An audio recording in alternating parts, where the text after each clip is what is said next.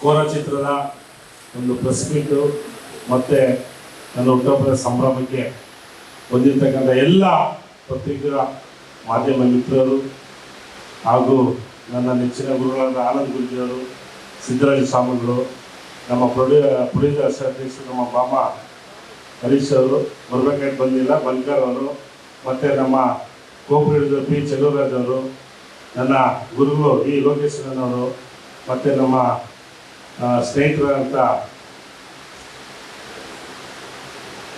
ಸಂಜಯ್ ಗೌಡರು, ಮತ್ತು ಇಲ್ಲಿರ್ತಕ್ಕಂಥ ಎಲ್ಲ ನನ್ನ ಸಿನಿಮಾದ ಎಲ್ಲ ಆರ್ಟಿಸ್ಟು, ಮತ್ತು ಒಂದಷ್ಟು ಎಲ್ಲ ನನ್ನ ಪ್ರೀತಿಯ ಅಂಬೇಡ್ಕರ್ ಸೇನೆ ಎಲ್ಲ ರಾಜ್ಯದ ಮುಖಂಡರು, ಮತ್ತು ಎಲ್ಲ ಒಂದಷ್ಟು ನಾಯಕರುಗಳು ಬಂದಿದ್ದಾರೆ. ಮತ್ತು ಎಲ್ಲ ಇಲ್ಲಿ ಬಂದಿರತಕ್ಕಂಥ ಎಲ್ಲರನ್ನು ಮನಸ್ಸು ಅಭಿನಂದನೆ ಸಲ್ಲಿಸ್ತಾ ಸಿನಿಮಾ ಬಗ್ಗೆ ಒಂದು ಮಾತಾಡ್ತೀನಿ. ಕೋರ ನಿಜವಾಗ್ಲೂ ಇವತ್ತು ಈ ಕೋರ ಸಿನಿಮಾದ ಹಾಡು ಒಂದು ಅದ್ಭುತ ಮೂಡ್ ಬಂದಿದೆ. ಇದಕ್ಕೆ ಕಾರಣ ಯಾರಪ್ಪ ಅಂತಂದ್ರೆ ನಮ್ಮ ಗೊಳ್ಳಳ್ಳಿ ಶಿವಪ್ರಸಾದ್ ಅವರು ಇಲ್ಲೇ ಕೂತಾರೆ. ಯಾಕಂತ ಹೇಳಿದ್ರೆ ಒಂದು ಸಿನಿಮಾಗೆ ಸಾಹಿತ್ಯ ಬರೋದಷ್ಟು ಈಸಿ ಅಲ್ಲ. ನಾನು ಅವನ್ನ ಕರೆಸ್ಕೊಂಡು ಕೆಲವೊಂದು ಸಂದರ್ಭ ಹೇಳಿದಾಗ ಈ ಸಾಂಗ್ ಬರೋಣ ಅಂತ ಹೇಳಿದಾಗ ಅವತ್ತೇ ಸಿಕ್ಕಿದ್ದು. ಮೆಜೆಸ್ಟಿಕ್ ಕಾಣಿಸ್ಕೊಂಡಂತ ಸಿಕ್ಕಿದ್ದು, ಎದುರುಗಡೆ ಆಪೋಸಿಟ್ ಇನ್ನೊಂದು ಹೋಟ್ಲಿದ್ದು, ಆ ರೂಮಲ್ಲಿ ಕೂತ್ಕೊಂಡು ನಮ್ಮ ಹೇಮಂತ್ ಒಂದು ಇದೆಲ್ಲ ತಂದಿದ್ರು, ಮ್ಯೂಸಿಕ್ದು ತಂದ್ಬಿಟ್ಟು ಜಸ್ಟ್ ಒಂದು 10 ಮಿನಿಟ್ಸ್ ಆಯ್ತು ಅಷ್ಟೇ. ಆ ಟ್ಯೂನ್ಗೆ ಆ ಪದಗಳನ್ನ ಜೋಡಿಸಿದ್ರಲ್ಲ, ನಿಜವಾಗ್ಲೂ ನಾನು ಅವ್ರ ಪಾಲಕ್ಕೆ ನಮಸ್ಕಾರ ಸಲ್ಲಿಸ್ತೀನಿ. ಹೆಂಗೆ ಮಾಡೋದು ಅಂತ ಹೇಳಿದ್ರೆ, ಬಾನಿನಿಂದ ಬರಲಿ ಕಿರಣ, ಕಾಡಿನಲ್ಲಿ ಕಾಣದ ಕದನ, ಆದಿವಾಸಿ ಅಂಗಳದಲ್ಲಿ ಕಣ್ಣೀರ ಕಾಲುವೆ ನೀನ ಅಂತ ನಿಜವಾಗ್ಲೂ ತುಂಬಾ ಆಕ್ಟ್ ಆಗಿ ಬರೆದ್ರು. ಸೊ ಹಾಗಾಗಿ ಇವತ್ತು ನಮ್ಮ ಗೊಳ್ಳಳ್ಳಿ ಶಿವಪ್ರಸಾದ್, ನಮ್ಮ ಮ್ಯೂಸಿಕ್ ಹೇಮಂತ್ ಅವರು, ಇದಕ್ಕೆ ಧ್ವನಿ ಕೊಟ್ಟಂತ ನಮ್ಮ ರವಿ ಸದ್ಗುರು ಸಾಹೇಬರು ಇಲ್ಲಿ ಕುಂತವ್ರೆ, ತುಂಬಾ ಚೆನ್ನಾಗಿ ಆಡಿದ್ರು. ಆಕ್ಚುಲಿ ಈ ಸಾಂಗ್ನ ನಾನೆಲ್ಲ ಒಂದು ಕಡೆ ಹೊರಗಡೆ ಹೋಗಿದ್ದೆ ಟ್ರಿಪ್ಪು. ಅವಾಗ ನಮ್ಮ ಡೈರೆಕ್ಟರ್ ಮತ್ತು ಇವರೆಲ್ಲ ಇನ್ನೊಬ್ಬರ ಕೈಲಿ ಆಡಿಸಿದ್ರು, ಮೆಹಬೂಬ್ ಅಂತ ಒಬ್ಬ ಚೆನ್ನಾಗಿ ಆಡಿದ್ರು. ಆಮೇಲೆ ಬಂದ್ಮೇಲೆ ಅಣ್ಣ ಸೂಪರ್ ಆಡಿಸ್ಬಿಟ್ಟಿದ್ರು ಅಂದ್ರು. ಆಗಮ್ಮ ಕೇಳೋಣ ಅಂದೆ. ಕೇಳಿಸಿದಾಗ ನನ್ಗೆ ಯಾಕೋ ಪಾಪ ಅವರು ಒಂದು ಸ್ಮೂತ್ ವಾಯ್ಸಲ್ಲಿ ಆಡಿದ್ರು, ನನಗೆ ಅಷ್ಟು ಸಮಾಧಾನ ಆಗಿಲ್ಲ. ಹಾಗೆ ಹೇಳಿದೆ, ನಂಗೆ ಯಾಕೆ ಸೆಟ್ ಆಗ್ತಲ್ಲ ಶ್ರೀ ಇನ್ನೊಬ್ರ ಕೈಲಿ ಆಡ್ಸೋಣ ಅಂದ್ರು. ಅವಾಗ ನಮ್ಮ ರವೀಂದ್ರ ಸರ್ಗೂರ್ ಸರ್ನ ಕರೆಸಿ ವಾಯ್ಸ್ ಆಡಿದಾಗ ಒಂದು 5 ಪಿಚ್ಚಲ್ಲಿ ಆಡಿದ್ರು.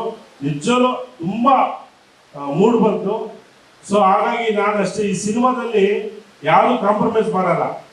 ಕೆಲವೊಂದು ಟೈಮಲ್ಲಿ ಯಾವ್ದಾರ ಒಂದು ಸಣ್ಣ ಪುಟ್ಟದ್ದು ಲೊಕೇಶನ್ ಕಾಂಪ್ರಮೈಸ್, ಇದು ಸೆಟ್ ಆಗಲ್ಲ, ಇನ್ನೂ ಬೇರೆ ನೋಡೋಣ ಅಂತ ಹಂಗಾಗ್ಬಿಟ್ಟು ಇಡೀ ಸಿನಿಮಾ ನಾವು 120 ದಿವಸ ಶೂಟಿಂಗ್ ಮಾಡಿದ್ದೀವಿ.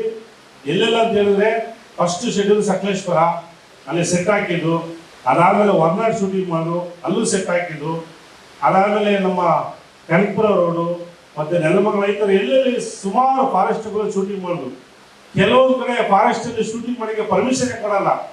ಒಂದು ಸೀನಲ್ಲಿ ಸುಮಾರು ಎಲ್ಲ ಗುಡ್ಸ್ಗಳು ಬೆಂಕಿ ಇಕ್ಬೇಕು. ಫಾರೆಸ್ಟ್ ಆಫೀಸರ್ ಕೇಳ್ಕೊಂಡ್ರೆ ಪರ್ಮಿಷನ್ನೇ ಕೊಡಲ್ಲ ಅಂದ್ಬಿಟ್ಟು. ಯಾಕೆ ಸರ್ ಸುತ್ತಮುತ್ತ ಪ್ರಾಣಿಗಳಿಂದ ನೀವು ಬೆಂಕಿ ಹಚ್ಚಿಬಿಟ್ಟು ಹೋಗ್ರೆ ಇಡೀ ಕಾಡು ಹತ್ಕೊಂಡು ನಾವೇನು ಮಾಡೋದು ಅಂತ. ಬಟ್ ನಮ್ಮ ಕತೆ ಬೇಕಾಯಿತು.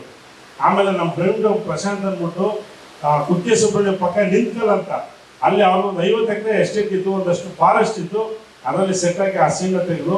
ಸೊ ಹಾಗಾಗಿ ಈ ಚಿತ್ರ ಇಲ್ಲೂ ತನಕ ಚೆನ್ನಾಗಿ ಮೂಡ್ಬರ್ಬೇಕಂದ್ರೆ ಅದಕ್ಕೆ ಮೇಯ್ನ್ ಒಬ್ಬ ರಾಕ್ಷಸ ಇದ್ದಾನೆ, ಅದೇ ಒಟ್ಟಶ್ರೀ. ದೊಡ್ಡ ರಾಕ್ಷಸ ಅವನು. ಯಾಕಂತ ಹೇಳಿದ್ರೆ ಸಿನಿಮಾ ಸೆಟ್ಟಲ್ಲಿ ಹೋಗ್ಬಿಟ್ರೆ ನೀವು ನಂಬಲ್ಲ, ಬೆಳೆ 6 ಗಂಟೆ ಶೂಟಿಂಗ್ ಸ್ಟಾರ್ಟ್ ಮಾಡಿದ್ರೆ ರಾತ್ರಿ 12 ಗಂಟೆ ತನಕ ಅಲ್ಲೇ ಶೂಟಿಂಗ್ ಮಾಡಿ ಅಲ್ಲೇ ಮಲ್ಕೊಂಡ ಮನುಷ್ಯ. ಅವ್ರು ಬೇಕಾರೋದು ಒಂದು ದಮ್ಮು, ಒಂದು ಟೀ ಅಷ್ಟೇ ಬಿಟ್ರೆ ಇಂಥ ಒಂದು ವ್ಯಕ್ತಿನ ನೋಡಿಲ್ಲ. ಯಾಕಂದ್ರೆ ಈಗ ಕೆಲವು ಡೈರೆಕ್ಟರ್ ನಮ್ಮ ಕ್ಯಾರವ ಕರ್ಸಮ್ಮ ಅದು ಇದು ಅಷ್ಟೇ ಅಂತಾರೆ. ಪಾಪ ನಮ್ಮ ಶ್ರೀ ಆ ಥರ ಏನಿಲ್ಲ, ಹಣ ಗೆಲ್ಬೇಕಂತ ಹೇಳ್ಬಿಟ್ಟು ಆ ಗುಡ್ಸಲ್ಲೇ ಪಾಪ ಮಲಗಿದ್ದಾರೆ. ಹಾಗಾಗಿ ಈ ಚಿತ್ರ ಎಷ್ಟು ಮೂಡ್ ಬರೋಕ್ಕೆ ಅವ್ರ ಕಾರಣ. ಅದ್ರ ಜೊತೆಗೆ ನಮ್ಮೆಲ್ಲ ಆರ್ಟಿಸ್ಟು, ನಮ್ಮ ಮುನಿಯವ್ರ ಬಗ್ಗೆ ಹೇಳ್ತೀನಿ ಕೇಳಿ. ಹೊರನಾಡಲ್ಲಿ ಶೂಟಿಂಗ್ ಮಾಡ್ಬೇಕಾದ್ರೆ ಸಿಕ್ಕಾಬಡೆ ಜಿಗ್ನೆಗಳು ಕಾಟ. ಪಾಪ ಗೋಣಿ ಚೀಲ ಹಾಕೊಂಡು ಅಪಾಜಿ ಅಂತ ಅಲೆ ಕೂತ್ಕೊಂಡ್ಬಿಡೋರು ಆಯ್ತಾ. ಸೊ ಆ ಮುನಿಯವರು ಅವ್ರಷ್ಟು 120 ಸಿನಿಮಾ ಮಾಡಿದ್ದಾರೆ. ಎಲ್ಲೂ ನಾನು ದೊಡ್ಡ ಆರ್ಟಿಸ್ಟು ಅಂತ ಯಾವತ್ತೂ ಅವ್ರು ಪಾಪ ಇದು ಮಾಡಿಲ್ಲ. ತುಂಬಾ ಚೆನ್ನಾಗಿ ಕೆಲಸ ಮಾಡಿ ನಮ್ಮ ಮುನಿಯವರು. ನಿಜವಾಗ್ಲೂ ಅಪ್ಪ ನಿಮಗೆ ಹ್ಯಾಂಡ್ಸಪ್ಪು. ಅದ್ರ ಜೊತೆಗೆ ನಮ್ಮ ಸೌಜನ್ಯ ಸೌಜನ್ಯ ಹೆಂಗಂತ ಹೇಳಿದ್ರೆ ಇಲ್ಲಪ್ಪ ಇದು ನೋಡಿದ್ರಲ್ಲ ಸಿನಿಮಾ ಒಬ್ಬ ರಾಕ್ಷಸ ಇದ್ದಾನೆ ನಮ್ಮ ನಾಗೇಶ್ ಅಂತ. ಪಾಪ ಅವನು ಒಂದು ಶಾರ್ಟ್ ಅಲ್ಲಿ ಸೌಜನ್ಯನಿಗೆ ರಿಯಲ್ ಆಗಿ, ಯಾಕಂದ್ರೆ ಕೆಲವೊಂದು ಪಾತ್ರಗಳು ನಮ್ಮ ಶ್ರೀ ಅವರು ಕಾಂಪ್ರಮೈಸ್ ರಿಯಲ್ ಆಗಿ ಆ ಶೂಕಲ್ಲ ಮನೆ ಒಂದು ಶಾರ್ಟ್ ಇದೆ. ಆ ಒಡೆದಡಿಗೆ ಆ ಟೀ ಎಷ್ಟಕ್ಕೆ ಬಿದ್ಬಿಟ್ಟು ಕೈಯೆಲ್ಲ ಫುಲ್ಲು ಬ್ಲಡ್ ಬಂದ್ಬಿಡ್ತು. ಸಾರ್ ಅಂತ ಬಂದ್ರು ಸೌಜನ್ಯ, ಏನಮ್ಮ ಮೂರ್ತಿ ಸರ್, ಏನ್ ಸರ್ ಇದೆಲ್ಲ ಬ್ಲಡ್ ನಿಮಗೆ ನ್ಯಾಷನಲ್ ಹೊಡ್ಬೇಕಾ, ಬರ್ತೆ ಹೋಗ್ಬಿಟ್ಟು ಅಂದ.